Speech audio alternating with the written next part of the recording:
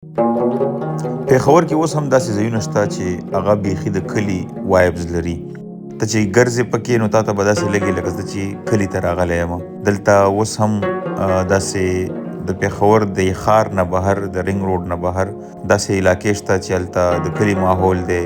دلته دا وګورئ ګوبي کېږي، دلته غنم کېږي، دلته شوتل خلک کري، دلته جوار خلک کري. دا وګورئ ډاټسن ډک شو د ګوبي نه. بس د خیره د ګیس بندوبست وشو. جوړ په خیر. السلام علیکم ورحمت الله وبرکاته. ډیرو خلکو ته په دې هم اعتراض وي چې تاسو په ویډیو کې چې دا ویډیو شروع کوئ خبره شروع کوئ نو تاسو جوړ په خیر وایئ که نه، د دې په ځای سلام اچوئ، السلام علیکم ورحمت الله وبرکاته وایئ. مطلب د دواړو یو دی، خو دا چونکې موږ پښتو کې وایو د هغې هم د سلامتیا او د دعا ده که نه، دغه دی لکه بلیسنګز او ریډینګز به دغه مطلب وي، خو بیا هم ټیک ده. عربی کې په خلک پوهېږي، پښتو کې په خلک نه پوهېږي. زمونږ دا خلک چې دی د زیات عربیان دي په ځای د دې چې پښتانه شي. د دې بعضې نیم سلیماني په صرف مکه باندې کار نه کیږي. المکه جنرال سټور دا مستانه چا تنګ کړی دی، خښته ورپسې ګزار کړله خو رانغله په ویډیو کې. ما ویل چې نن تاسو له داسې اړخ ته چکر درکړم په پېښور کې چې هغه به ښار لږ او کلی زیات لګېږي. دلته د کلي ماحول وي، دلته پټي دي، دلته خلک غواګانې ساتي، مالونه ساتي. دلته بیا یو زیارت دی، دا پکې دلته مینی پټرول پمپ هم کولاو شوی دی. دغه شان پمپونه په پېښور کې ډېر زیات شو.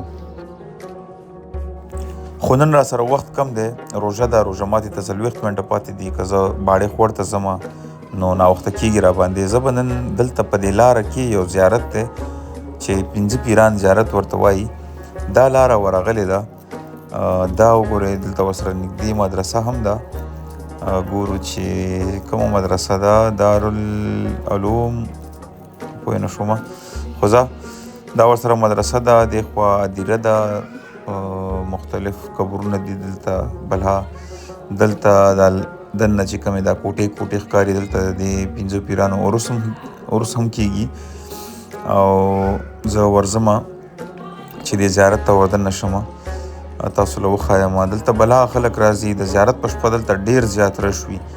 دلته زنانه راځي، جنکۍ، ماشومان، باباګان، ډېر خلک راځي. دا یې ور دی 5 پیران عرس زما په خیال چې تازه تازه ورځو کې شوی دی. دا د 5 پیرانو زیارت دی. دلته دننه 5 کسان چې دي د خدای ولیان یا داسې مظلومان دفن شوي دي چې د هغوی قبرونه دي.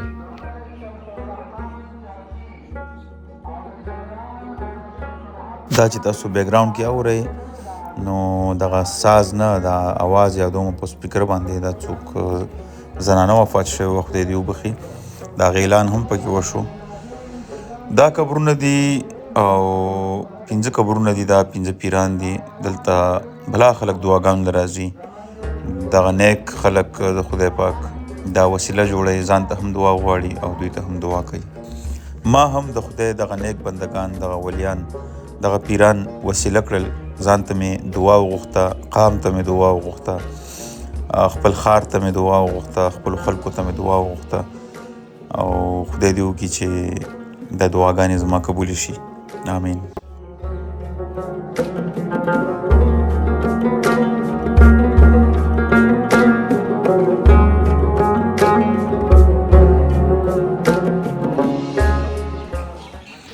د عرس چې کوم پروګرام وي هغه دلته کېږي. د هغې ټول انتظامات په دې ځای کې کېږي. دا پکې یو د پیپل غټه ونه ده، د پیپل لکه د شیشې ده، خو ډېره زړه ونه ښکاري. د دې دا جړې وګورئ چې یو جړه چې دغه یو ونه جوړه شوې ده.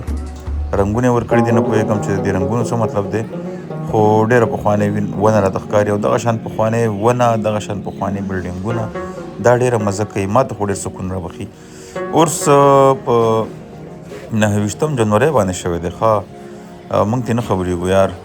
ډېره مزه کوي د عرس پروګرامونه دلته، ډېره مزه کوي. ډېر د عاجزۍ او د ملنګۍ او د قلندرۍ ماحول پکې جوړ وي. دغه قلندران، دغه عاجزان پکې ګرځي را ګرځي. نو دا نننی چکر و، یوازې وم. ما ویل چې زه واړه ځان سره راولم، هغوی ته هم چکر ورکړم. خو هغوی مې ټیوشن ته بوتلل اول ما چې یاره ټیوشن زیات ضروري دی بل ورځ به شي نو زه یوازې نن راووتم بل څوک ملګری راسره نه و او امید ده چې تاسو دغه ویډیو خوښه کړې وي راسره اوسئ نو